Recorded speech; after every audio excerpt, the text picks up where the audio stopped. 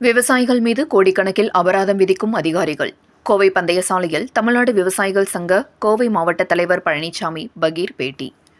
கோவை பந்தய சாலையில் உள்ள தனது அலுவலகத்தில் இன்று செய்தியாளர்களை சந்தித்து பேசிய தமிழ்நாடு விவசாயிகள் சங்க தலைவர் பழனிசாமி கூறியதாவது: கடந்த 3 மாதங்களாக கோவை மாவட்டத்திற்கு உள்பட பேரூர், தொண்டாமுத்தூர், ஆலந்துறை உள்ளிட்ட பகுதிகளில் உள்ள விவசாயிகள் கடந்த 30 ஆண்டு காலமாக செம்மண்களை திருடி விற்று வென்றதாக ஒரு செய்தி பதிவாகி வருகின்றது.